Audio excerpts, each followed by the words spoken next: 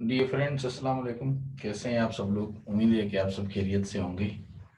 तो आज का जो हमारा सेशन है, इस सेशन में हम बिलखुसूस वालिदैन के लिए कुछ लाए हैं जो कि उनको काफ़ी हेल्प करेगा। बिलखुसूस जो उनके बच्चे एक ख़ास किस्म की स्ट्रेस लेते हैं, यानी ज़हनी वो तनाव और दबाव का शिकार हो जाते हैं जब वो किसी किस्म का इम्तहान दे रहे होते हैं।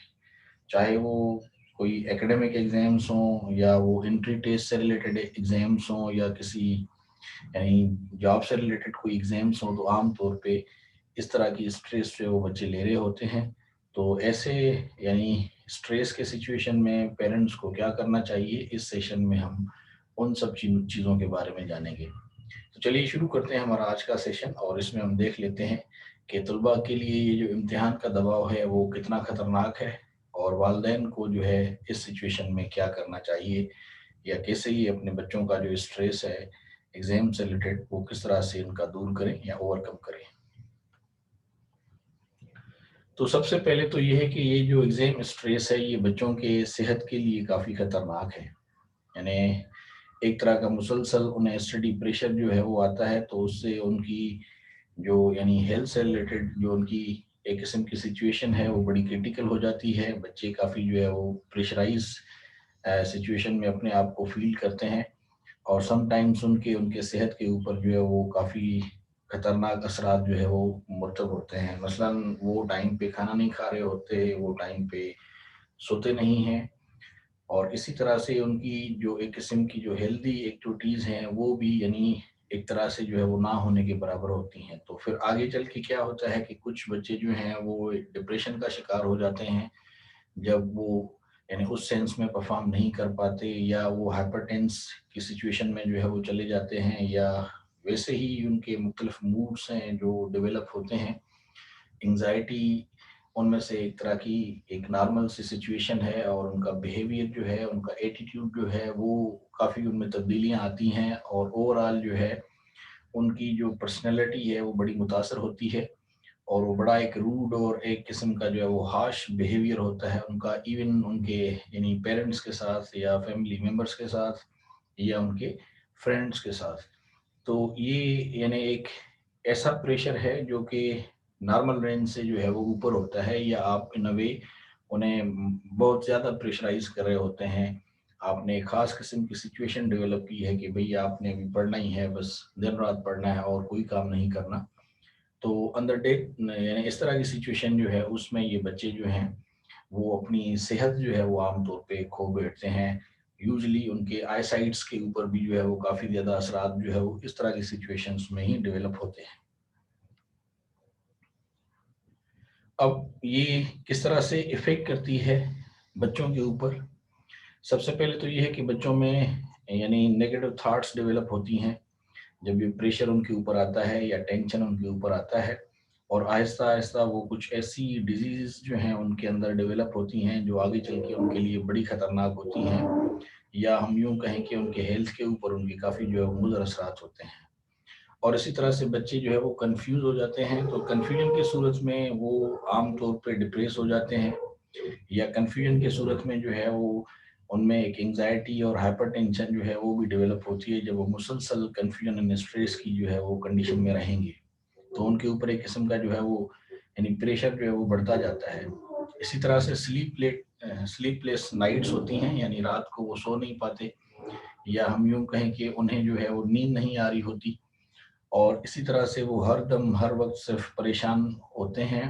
तो ओवरऑल उनकी जो एक ग्रोथ है, यानी जो हम उनका मेटाबॉलिकल जो एक सिस्टम है वो काफ़ी डिस्टर्ब होता है। उनकी ग्रोथ के ऊपर काफ़ी असरात जो है वो मरतब होते हैं गहरे और नाकारी, बिलखुसूस वो अगर टीनेज के एज से जो है वो नीचे के हैं। साथ में उनके जो डिफरेंट सिस्टम्स हैं वो भी काफ़ी मुतासर होते हैं।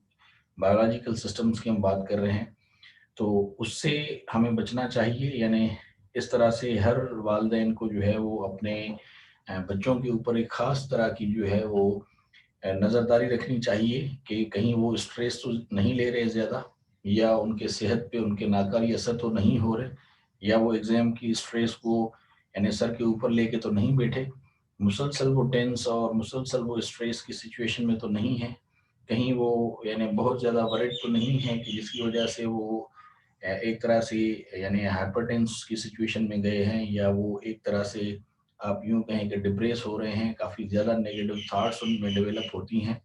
तो ये पेरेंट्स को जो है वो चेक करना चाहिए रेगुलर बेसिस पे। इसके अलावा कुछ और भी चीज़ें हैं जो पेरेंट्स को करनी चाहिए, जब जो हम अभी आगे देखते हैं कि सबसे पहले तो ये है कि यानी एग्ज़ाम स्ट्रेस जो है उसके इस तरह से असरात जो है वो मुरतब होते हैं कि बच्चे आम तौर पे अपनी आई साइट जो है वो खो देते हैं, या उनकी मेमोरी जो है वो वीक हो जाती है। और इसी तरह से उनके ऊपर जो है वो बायोलॉजिकल पर्सपेक्टिव में उसके ऊपर उनके काफ़ी नेगेटिव इम्पैक्ट पड़ते हैं। यानी उनका जो, अगर हम यूँ कहें कि डाइजेस्टिव सिस्टम जो है वो वीक पड़ जाता है, या उनकी जो ख़ास किस्म के ब्लड में जो सेल्स होते हैं, जिस जो यानी व्हाइट ब्लड सेल्स होते हैं जिन्हें हम डब्ल्यूबीसी कहते हैं, उनकी तादाद जो है वो बड़ी तेज़ी से ड्रॉप आउट होती है। तो ओवरऑल वो यानी फिज़िकली काफ़ी ज़्यादा कमज़ोर होते हैं, मेंटली भी वो कमज़ोर पड़ना शुरू करते हैं। तो फिर वो अपनी यानी सेहत की कॉस्ट पे जो है वो एग्ज़ाम्स की प्रिपरेशन करते हैं, जो किसी भी तरह से जो है वो किसी भी वालिदैन को एक्सेप्टेबल नहीं होनी चाहिए। क्योंकि ये सबसे बड़ी दौलत जो है वो सेहत ही है। अगर बच्चे की सेहत ही नहीं है तो फिर इस तरह की कामयाबी जो है वो उसके किस काम की। तो health matters a lot. Exam तो है वो होते रहते हैं, आते जाते हैं, एग्ज़ाम कोई लाइफ नहीं है। सबसे बड़ी जो है वो लाइफ आपकी हेल्थ ही है। अगर आपकी हेल्थ है तो आप लाइफ जो है वो एन्जॉय भी करते हैं और मज़े से आप जीते भी हैं।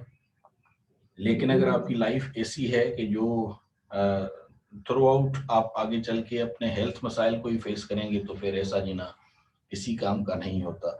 ये पेरेंट्स को समझना चाहिए, स्पेशली इन कॉन्टेक्स्ट में, कि अगर बच्चे इस तरह की स्ट्रेस ले रहे हैं जो एग्ज़ाम से रिलेटेड है, या उन पे वो डेवलप की गई है किसी भी एंगल से, तो वो उनको ओवरकम करें और उन्हें रिड्यूस करें। तो उसके लिए कुछ थोड़ी बहुत जो है वो प्लानिंग की ज़रूरत होती है, जो पेरेंट्स को करनी चाहिए, और साथ में अपने बच्चों से वो डिस्कस करें। वो प्लानिंग्स किस तरह की हैं, क्या है, इनको भी हम देख लेते हैं। तो ये है कि आप अपने बच्चे को कभी भी फोर्स ना करें, यानी पढ़ाई के लिए, रादर उसे मोटिवेट करें। उन्हें कुछ सॉल्यूशंस बताएँ, कुछ एग्ज़ाम्पल्स बताएँ, और फिर उसके हिसाब से जो है वो खुद ही उनमें एक किस्म का जो है वो डेवलप इंटरेस्ट होगा। और फिर जब वो पढ़ेंगे तो उनमें एक यानी इंटरेस्ट की बेसिस पे वो चीज़ों को ज़्यादा बेहतर तरीके से समझ भी जाते हैं, और उन्हें ओवरकम करना भी वो जो है वो जान जाते हैं, और इसी तरह से वो स्ट्रेस नहीं लेते एग्ज़ाम से रिलेटेड। रिस्पॉन्सिबिलिटी लाज़मी तौर पे है जो उन्हें लेनी चाहिए। ये भी नहीं है कि बच्चे पढ़ें या ना पढ़ें, उन्हें कोई भी ना कहे, ऐसा भी नहीं है बिल्कुल। सिर्फ़ ये है कि हम एक ख़ास सिचुएशन में उन्हें जो है वो एग्ज़ामिन करते हैं एज़ पेरेंट, के कहीं वो स्ट्रेस तो नहीं ले रहे। तो इसीलिए फ़ोर्स ना करें उन्हें, आप उन्हें मोटिवेट करें। मोटिवेट से मुराद ये भी है कि उन्हें थोड़ा और भी टाइम दें। उनकी एक सोशल लाइफ़ है, उनकी एक एक फ्रेंडली टाइप की लाइफ है, या वो खेलना चाहते हैं थोड़ा बहुत टाइम, तो उन्हें वो खेलने का मौका दें, उन्हें कहीं पे ले जाएँ, कहीं पार्क में या समथिंग एल्स, जहाँ पे वो घूम के अपने मूड को जो है वो थोड़ा रिफ्रेश कर लें। तो इस तरह की जो है वो अपॉर्च्युनिटीज़ उन्हें लाज़मी तौर पे दें, साथ में उन्हें मोटिवेट करते रहें कांस्टेंट बेसिस पे, ना कि आप उन्हें फ़ोर्स करें। इसी तरह से आप अपने बच्चे के लिए अपने ज़हन में जो है वो मल्टीपल प्लान्स डेवलप करें, और वो उनके साथ शेयर भी करें। मिसाल के तौर पे आम तौर पे ये देखा है कि कुछ पेरेंट्स जो हैं वो एक ख़ास किस्म का जो है वो लाइफ ऑब्जेक्टिव या लाइफ गोल जो है वो अपने बच्चे के लिए प्लान कर लेते हैं कि इसने डॉक्टर ही बनना है, इसने इंजीनियर ही बनना है। तो वो फिर उसी के ऊपर ही जो है वो ज़्यादा उनका फ़ोकस होता है। तो अगर वो बच्चा, उसे पता है कि पेरेंट्स जो हैं वो उनका एम जो है, एम ऑफ लाइफ अपने बच्चे के लिए ये है, तो वो जब उसके पीछे लग जाता है तो फिर उसमें वो स्ट्रेस और उनमें एक किस्म का जो है वो कॉन्फिडेंस शेक की जो चीज़ है, या कन्फ्यूजन जो है वो डेवलप होती है। तो क्या होगा अगर वो बच्चा एग्जाम में जो है वो मिसाल के तौर पे अच्छा परफॉर्म नहीं करता, या वो अगर डॉक्टर नहीं बन पाता, या अगर वो इंजीनियर नहीं बन पाता। तो इवन कुछ सिचुएशंस में ऐसा भी होता है कि बच्चे यानी सुसाइड कमिट करते हैं, स्पेशली इन एडवांस कंट्रीज, जहाँ पे वो यानी फेल्यूर से जब काफ़ी ज़्यादा डरते हैं, या मायूसी की जो लेवल है या जो आलम है इतना उनमें डेवलप हो जाता है कि इवेंचुअली दे कमिट सुसाइड। तो इस चीज़ को मद्देनज़र रखते हुए पेरेंट्स को चाहिए कि उनके लिए डिफरेंट प्लान्स जो है वो अपने बच्चों के लिए बनाएँ और उन्हें शेयर भी करें उनके साथ। लाइफ़ जो है वो किसी एक ख़ास पॉइंट पे आके तो नहीं रुकती। मसलन अगर एक बच्चा मिसाल के तौर पे अगर डॉक्टर नहीं बन पाता तो और मुख्तलिफ फ़ील्ड्स हैं, बेतहाशा फ़ील्ड्स हैं, बहुत कॉम्पिटिटिव और एक किस्म की जो है वो डेवलपिंग फ़ील्ड्स हैं, उनमें जा सकते हैं। नेचुरल एक स्टाइल होता है बच्चे का, एक फ़्लो होता है, उसको सबसे पहले तो आप नज़र में रखें। यानी मिसाल के तौर पे अगर एक बच्चा जो है वो फ़ितरतन आप समझते हैं कि एक अच्छा जो है वो आर्टिस्ट है, तो आप अगर उसे डॉक्टर बनाएँगे तो ये उसके साथ ज़्यादती है। तो एक तो ये है कि उसका जो है वो नेचुरल इंटेंट देखें कि कहाँ पे जो है वो बच्चा नेचुरली इंटरेस्टेड है, किस फ़ील्ड में या किन चीज़ों में। तो फिर आप उसका लाइफ़ गोल जो है वो इस तरह का सेट करें और उसके अलावा जो है वो आप प्लान्स बनाएँ, ए, बी, सी जितने आप बना सकते हैं कि भई आपने अगर आप मिसाल के तौर पे डॉक्टर आप ना बन सके तो आप ये फ़ील्ड चूज़ कर लें या ये फ़ील्ड चूज़ कर लें एंड नो प्रॉब्लम। ये एक तरह का मोटिवेशन भी होता है और एक तरह का आप स्पेस भी देते हैं अपने यानी बच्चे को और इस तरह से वो स्ट्रेस को ओवरकम करेगा और हैप्पीली अपनी लाइफ़ जो है वो स्पेंड करता है या एग्ज़ाम फ़ियर जो है वो उसके माइंड से निकल जाता है। इसी तरह से ये रिसर्च है कि इस रिसर्च में आपको एक रिफ्लेक्शन नज़र आ रहा होगा कि यानी वो पेरेंट्स जो बड़े फ्लेक्सिबल होते हैं और बच्चे के इंटरेस्ट जब देखते हैं और ना सिर्फ देखते हैं बल्कि वैल्यू करते हैं हमको कि जो बच्चा खुद से बनना चाहता है वो उसे बिल्कुल फ्री छोड़ते हैं कि भाई आप जो बनना चाहते हैं वो बने। तो इस तरह के बच्चे जो हैं वो काफ़ी ज़्यादा जो है वो सक्सेसफुल होते हैं अपने ना सिर्फ डिसीशंस में बल्कि जो ये एग्ज़ाम्स होते हैं उनमें भी। तो आम तौर पे ये डिस्कशन की जाती है फ्रॉम द वेरी बिगिनिंग और साथ में मोटिवेट किया जाता है बच्चों को, तो उसमें वो बच्चे जो हैं वो काफ़ी ज़्यादा हेल्प करते हैं अपने पेरेंट्स की भी और पेरेंट्स अपने बच्चों की हेल्प करते हैं। तो वो फिर एक जो लाइफ ऑब्जेक्टिव होता है तो वो कंप्लीट हो जाता है। तो यहाँ पे आपको नज़र भी आ रहा होगा कि बच्चे का जो ज़ाती इंटरेस्ट है सक्सेसफुल या डिसीजन मेकिंग जो है उसमें 71% सक्सेस रेट है उसका। और इसी तरह से फिर मदर जो है अगर यानी उसके इंटरेस्ट पे डिसीजन है तो वो 36% है और फादर जो है वो 27% है, 27% यानी। और अदर लाइफ एक्सपीरियंसेस जो होते हैं किसी दूसरे बच्चे का मिसाल है या वैसे प्रैक्टिकल लाइफ है वहीं पे काफ़ी ज़्यादा एग्जांपल्स हैं, वो 26% है। और इसी तरह से हाई स्कूल एक्सपीरियंसेस जो हैं वो 17% है, यानी ये काफ़ी अर्ली एज है। और टीचर का जो है वो 17% है। तो ये सारे जो हैं वो यानी एक तरह के एक्सपीरियंसेस हैं और ये डेटा यहाँ पे हमें शो करती है कि जो बच्चे का जो अपना ज़ाती इंटरेस्ट होता है वो यानी उसके यानी जो एक किस्म के राइट डिसीजंस हैं वो उनमें काफ़ी उनको हेल्प करता है और इसका सक्सेस रेट जो है वो भी सबसे ज़्यादा है। तो ये हर पेरेंट को जो है वो बात समझनी चाहिए कि वो अपने बच्चे को फ्री छोड़ें, उनके इंटरेस्ट देखें और फिर उनको उनके इंटरेस्ट की बेसिस पे जो है वो डिसीजंस ले लेने दें। अलबत्ता उन्हें मोटिवेट ज़रूर करें या उनकी हेल्प जो है वो ज़रूर करें, उनकी केयर ज़रूर करें। केयर पाथ्स जो है या जो लाइफ एक्सपीरियंसेस है वो उनके साथ शेयर भी करें। तो यकीनन जो है वो बेहतर से बेहतर नताइज जो है वो मिलेंगे किसी भी बच्चे के लिए। इसी तरह से जो पेरेंट्स के लिए सबसे बेहतरीन टिप्स होते हैं नॉर्मल रूटीन में कि वो क्या करें या किस तरह से डील करें ताकि उनके बच्चे जो हैं वो एग्ज़ाम स्ट्रेस से बचें और वो फिर जो उनकी हेल्थ थ्रेटनिंग सिचुएशन जो एग्ज़ाम स्ट्रेस की वजह से डेवलप होती है, उसको वो ओवरकम करें। तो बच्चे को आप डिस्टर्ब ना करें, डिस्ट्रैक्शन कम से कम हो। अगर वो किसी टाइम पे कोई चीज़ पढ़ रहा हो या किसी स्टडी में है, तो कोशिश करें कि आप उसको कम से कम डिस्ट्रैक्ट करें।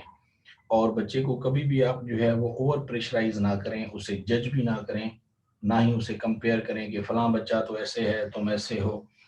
हर बच्चे में यूनिक क्वालिटीज़ होती हैं, कैपेबिलिटीज़ होती हैं, सब बच्चे एक जैसे नहीं होते। तो इसलिए आप किसी को भी जो है वो बच्चे को कभी भी जज ना करें और ना ही उसे जो है वो कंपेयर करें किसी दूसरे बच्चों के साथ। उन्हें रेस्ट करने का मौका दें, यानी सोने के लिए भी और वैसे भी अगर वो कहीं पे गैप लेते हैं थोड़ा बहुत खेलने के लिए या अपने आप को रिफ्रेश करने के लिए तो वो उन्हें दें। उन्हें इमोशनल सपोर्ट एक तरह से दें, उनको हेल्प करें और उनकी जो छोटी-छोटी जो उनकी एक तरह की जो अचीवमेंट्स हैं उनको सेलिब्रेट करें उनके साथ जो है, और उन्हें एप्रिशिएट करते रहें रेगुलर बेसिस पे। तो ये उसकी यानी एक तरह की इमोशनल सपोर्ट है जो हर पेरेंट को अपने बच्चे के लिए करनी चाहिए। और रेगुलर इन टच रहें अपने बच्चे के साथ, उसके साथ डिस्कस करें और उनसे पूछें क्या उसके इश्यूज़ हैं, कोई प्रॉब्लम्स हैं, और उन्हें आप वैसे ही मोटिवेट करते रहें साथ में। और ये भी उसे बताएं कि ये ऐसा नहीं है कि बस यही सब कुछ है और इसके बाद आगे ज़िंदगी कुछ भी नहीं है, ऐसा बिल्कुल नहीं है। और इसी तरह से जो खाना आप दे रहे हैं वो न्यूट्रिशियस फूड हो, यानी ऑर्गेनिक फूड उसे दें। इनऑर्गेनिक या प्रोसेस्ड फूड जो है वो ना दें, या जिसको हम जंक फूड कहते हैं या जिसको आप फास्ट फूड कहते हैं, वो उसे स्पेशली ना दें, क्योंकि वो भी उसके सेहत पे जो है वो काफ़ी यानी हैज़ार्डियस या नेगेटिव इम्पैक्ट्स जो है वो छोड़ता है।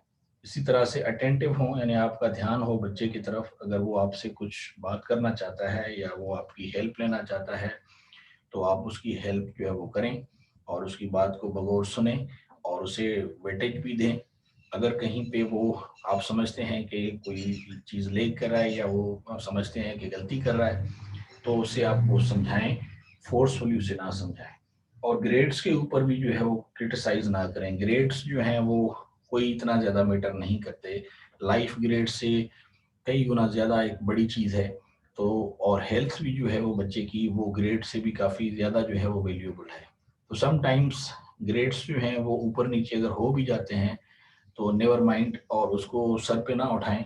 उससे भी जो बच्चा है वो काफ़ी एक तरह की जो उसमें आप यूँ समझ लें कि जो कॉन्फिडेंस की कमी है वो डेवलप हो जाती है, और वो थ्रू आउट जो है वो डिप्रेस्ड और कन्फ्यूजन की जो सिचुएशन है उसमें रहता है।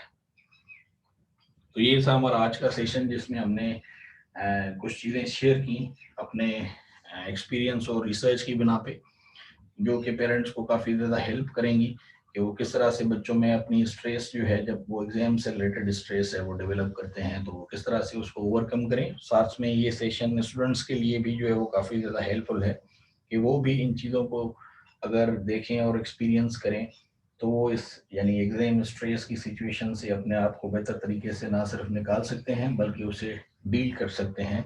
लेकिन ये है कि रेगुलर स्टडी जो है वो लाजमी है, और हर बच्चे को या हर स्टूडेंट को रिस्पॉन्सिबल लाजमी होना चाहिए। उसके बाद फिर देखें कि आपको कितनी सक्सेस मिलती है, या समटाइम्स आप अगर जो एक बिलो द मार्क है आप उस पे आ जाते हैं, अच्छा परफॉर्म नहीं कर पाते, तो देन डोंट माइंड। या अगर एक चीज़ में आप अच्छा परफॉर्म एक पर्टिकुलर फील्ड में परफॉर्म नहीं करते तो आप स्विच ऑन करें अपने दूसरे प्लान पे। हो सकता है आप किसी और फील्ड में आप काफ़ी ज़्यादा बेहतरीन नताइज दें। तो बहरहाल ये था हमारा आज का सेशन, और इस सेशन में हमने इन सब चीज़ों को काफ़ी जो है वो तफसील से और सिंपल वर्डिंग में जो है वो डिस्कस किया। तो आई होप कि आपको ये सेशन काफ़ी इंटरेस्टिंग और इन्फॉर्मेटिव लगा होगा। तो यहाँ से अब हम आपको जो है वो गुड बाय कहेंगे। एक चीज़ ज़हन में ज़रूर रखिएगा कि इस चैनल को ज़रूर सब्सक्राइब कर लीजिएगा अगर आप इस पर नए हैं। अपने कीमती कमेंट से हमें ज़रूर आगाह रखें, और इस चैनल को लाइक भी करें और अपने दोस्तों के साथ शेयर भी करें। तो किसी दूसरे सेशन में आपसे मुलाकात होगी, तब तक के लिए it's time to say you goodbye. So till the next session, have a nice time and अल्लाह हाफिज़।